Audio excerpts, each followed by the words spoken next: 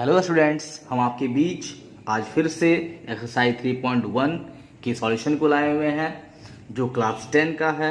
और इसके first question को पहले हम सॉल्व करते हैं। तो फर्स्ट क्वेश्चन में कहा जा रहा है, Aftab tales his daughter 7 years ago I was 7 times as old as you were then, also 3 times from now I shall be 3 times as old as you will be. Represent these situations algebraically and graphically. तो इस question में कहा जा रहा है कि आफ्ताब अपनी बेटी से कहता है कि 7 साल के पहले वह अपनी बेटी का 7 टाइम्स था, और फिर ये कह रहा है कि 3 years from now, उसके 3 साल के बाद आफ्ताब अपनी बेटी का 3 टाइम्स होगा। दैट मीन्स रिप्रेजेंट करना है इस सिचुएशन को एल्जेब्रिकली में और ग्राफिकली में भी। तो पहले हम एल्जेब्रिकली में इसको पहले प्रूफ करते हैं, देखते हैं कि हमारा आफ्ताब का एज कितना होता है, उसकी डॉटर का एज कितना है। देन इसके बाद फिर हम उसको ग्राफिकली रिप्रेजेंट करेंगे। तो इस क्वेश्चन में आफ्ताब और उसकी बेटी दोनों की एज के बारे में बात किया जा रहा है। तो हम आफ्ताब के प्रेजेंट एज को एक्स लेट कर लेते हैं और आफ्ताब की बेटी की प्रेजेंट एज को वाई लेट कर लेते हैं। तो हमने यहां पर लिख दिया है कि let the present age of Aftab be x years and the present age of his daughter equal to y years. अब क्वेश्चन में है 7 years ago, यानी 7 साल पहले की हम बात करेंगे।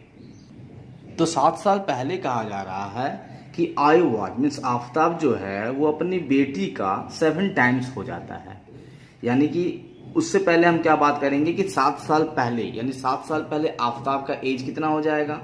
आफ्ताब का अभी का एज है एक्स, तो 7 साल के पहले हो जाएगा आफ्ताब का एज 7 ईयर्स।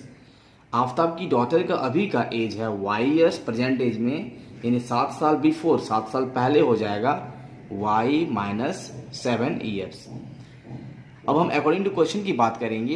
क्वेश्चन के मुताबिक कहा जा रहा है कि आफ्ताब जो है वह अपनी बेटी का 7 टाइम्स होता है 7 साल पहले। तो 7 साल पहले का ये आफ्ताब का एज हो गया और 7 साल पहले ये डॉटर का एज हो गया। तो हम यहाँ पर लिखेंगे कि 7 साल पहले आफ्ताब का एज यानी x - 7 जो हो जाएगा वो इक्वल टू होगा अपनी बेटी का 7 टाइम्स, यानी 7 टाइम्स इनटू उनकी बेटी का। दैट मीन्स कि x - 7 equal to 7 into y - 7। हम इसको पहले सॉल्व कर लेंगे। इसको सॉल्व करेंगे तो हमारे पास एक इक्वेशन होगा, यानी x - 7 इक्वल टू 7y - 7 7 जा 49।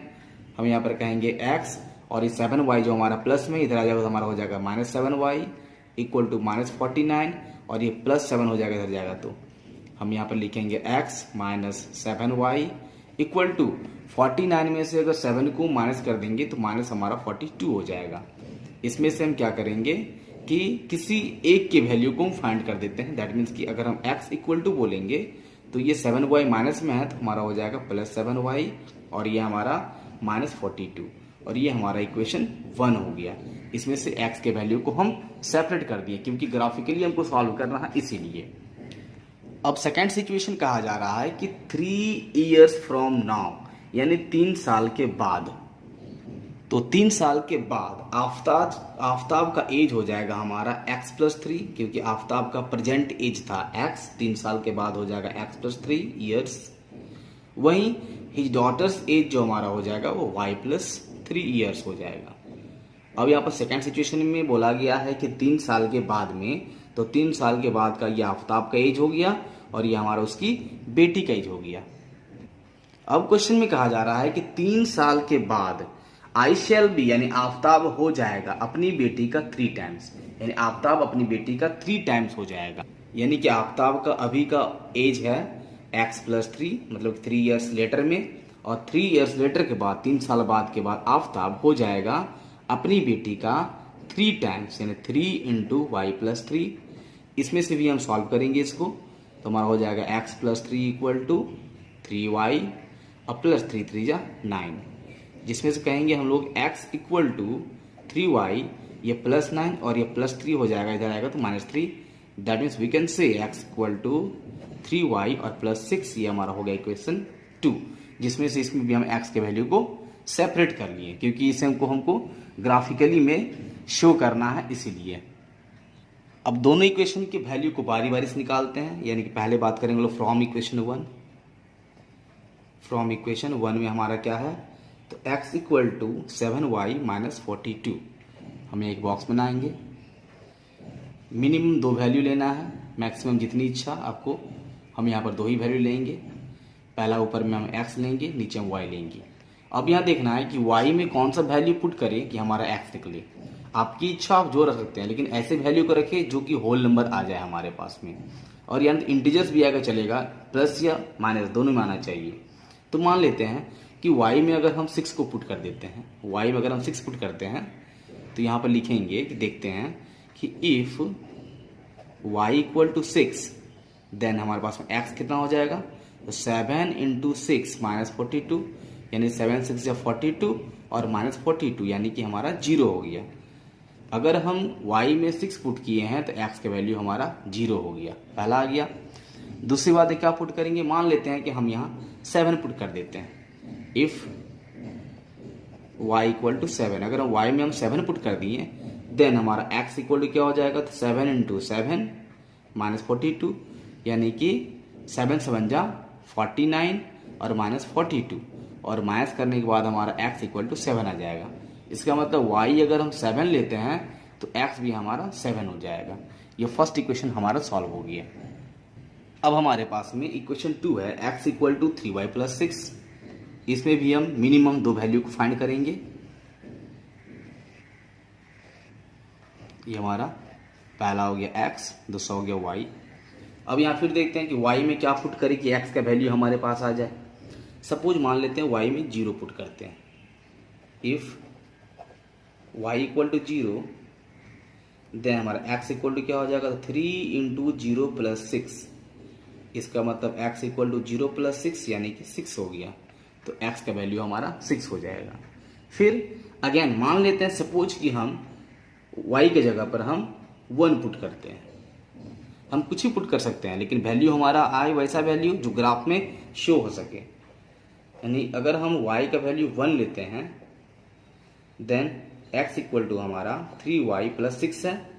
इसका मतलब कि x equal to 3 into 1 plus 6 होना चाहिए, यानी कि x equal to 3 plus 6, that means कि x इक्वल टू हमारा 9 आ गया। मीन्स अगर y हम 1 लिए हैं तो x का वैल्यू हमारा 9 आ जाएगा। अब हमारे पास 4 पॉइंट बना है, पहला इक्वेशन से 2, दूसरा से हमारा 2, तो चारों पॉइंट को प्लॉट कर देंगे। हम लिखेंगे v प्लॉट द पॉइंट्स। पहला हमारा 0 6 आया है, दूसरा हमारा 7 7 आया है। मीन्स हमारा a हो जाएगा 0 6 और b हो जाएगा हमारा 7 7। दैट मीन्स a हो जाएगा हमारा 0 6, b हमारा हो गया 7 7। नाउ सेकेंड इक्वेशन देख रहे हैं हम कि हमारे पास क्या क्या आया है, तो ये देखिए c हमारा हो जाएगा 6 0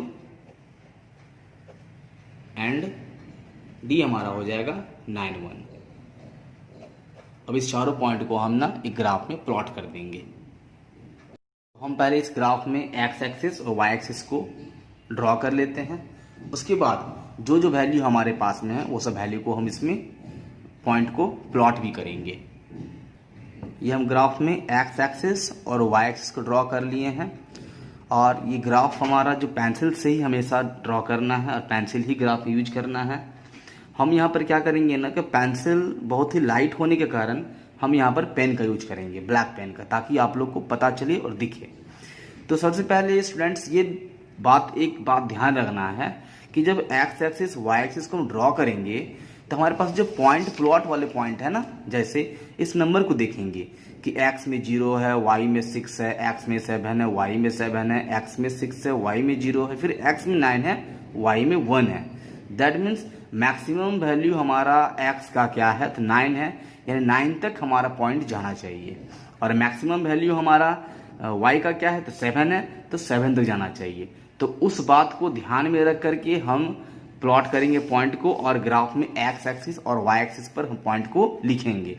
हम यहाँ देखिए ये ग्राफ हमारा इतना बड़ा है ना, हम यहाँ देखे हैं कि ये y एक्सिस को हम यहाँ ड्रॉ किए, बीच में ड्रॉ ना करके साइड में किए, क्योंकि हमें ना एक्स एक्सिस में 9 चाहिए ना, तो 1 2 3 4 5 6 7 8 9 आराम से मिल जा रहा हमारा। अगर इस लाइन को हम इधर ड्रॉ करते ना, वाई एक्सिस को बनाते, तो यहाँ फिर 9 नहीं मिल पाता। तो बस यही ध्यान देना है ग्राफ को बनाते समय। तो आगे हम चलते हैं। हम पॉइंट को डिनोट कर दिए हैं, यानी कि हम देखते हैं एक्स एक्सिस में जो हमारा है राइट हैंड साइड में ये हमारा पॉजिटिव है, तो 1 2 3 पॉजिटिव में लिए हैं। वहीं हम एक्स डैश के साइड में यानी कि लेफ्ट साइड में निगेटिव हो जाएगा, तो -1 -2 -3 -4। फिर वाई में देखेंगे हम तो ऊपर की ओर जाएंगे ना, तो वो हमारा पॉजिटिव वैल्यू होगा और नीचे की ओर में हमारा निगेटिव होगा। तो ऊपर की ओर में देखेंगे 1 2 3 4 5 6 7 8 और ये हमारा 9।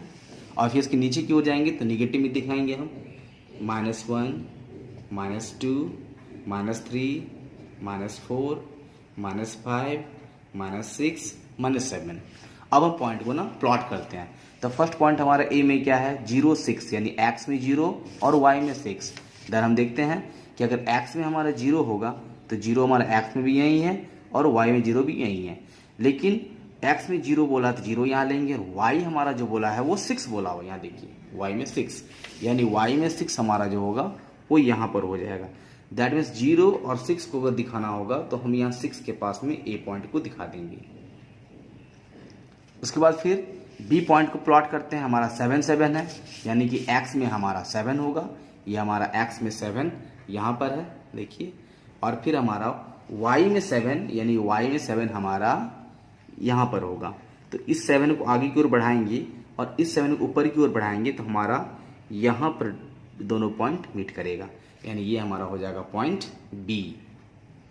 नेक्स्ट पॉइंट सी की बात करते हैं। पॉइंट सी में 6 0 है, यानी एक्स में 6 होगा और वाई में 0 होगा। तो एक्स में 6 यहाँ हो गया और वाई में 0 हो गया, मतलब कि ये पॉइंट हमारा यहाँ पर बनेगा 6 के पास में।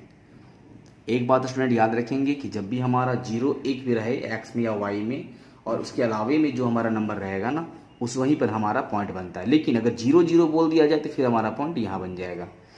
अब डी पॉइंट को देखते हैं क्या है 9 1। तो 9 हमारा हो गया एक्स एक्सिस में ये, और 1 हमारा ये हो गया। दैट मीन्स कि हमारा पॉइंट यहाँ बनेगा, ये हमारा डी पॉइंट हो गया। अब क्या करना, पहला जो हमारा है ना ए बी, यानी कि फर्स्ट हमारा इक्वेशन ए बी बना है, यानी हम क्या करेंगे स्केल के हेल्प से इस ए बी को हम लोग क्या करेंगे, तो इस तरह से दोनों पॉइंट को मिला करके और इसको एक लाइन खींच देंगे इस तरह से, और एक लाइन हम लोग ड्रॉ कर दिए। ये हमारा पहला लाइन हो गया, और ये लाइन हमारा इक्वेशन क्या हुआ, तो पहला इक्वेशन जो हमारा था उसके लिए हो गया। सेकंड जो हम देख रहे हैं सी और डी, यानी कि हमारा सी यहाँ है डी यहाँ है, तो अब सी डी को हम एक साथ में इस तरह से खींच करके मिला देंगे। दोनों पॉइंट को एक साथ ले लेंगे मिला करके इस तरह से इसको हम मिला देंगे। ये हमारा दो लाइन हो गया, जो ये हमारा दूसरा इक्वेशन हो गया, और इस तरह से ये हमारा ग्राफिकली शो भी हो गया। और पॉइंट को भी यहाँ पर हम दिखा दिए हैं, ग्राफिकली शो भी कर दिए हैं। पहला इक्वेशन जो हमारा पहला लाइन है उसको हम लिख सकते हैं यहाँ पर। पहला इक्वेशन हमारा था x = 7y - 42 लिख दिए, और सेकंड हमारा जो था वो x = 3y + 6 लिख दिए। और इस तरह से हमारा नंबर 1 क्वेश्चन कंप्लीट हो गया। यदि स्टूडेंट्स आपको इन क्वेश्चंस में कहीं पर डाउट हो तो आप कमेंट में ज़रूर लिखें, और हमारे वीडियो अगर आपको पसंद आया हो तो लाइक भी करें, शेयर भी करें। और हाँ, एक बात कि हमारे चैनल को आप सब्सक्राइब करना ना भूलें, और सब्सक्राइब करने के बाद बेल आइकन को जरूर दबाएं, ताकि इसके बाद के जितने भी सॉल्यूशंस वीडियोज अपलोड होंगे वो आपको मिलते रहेंगे। Thank you.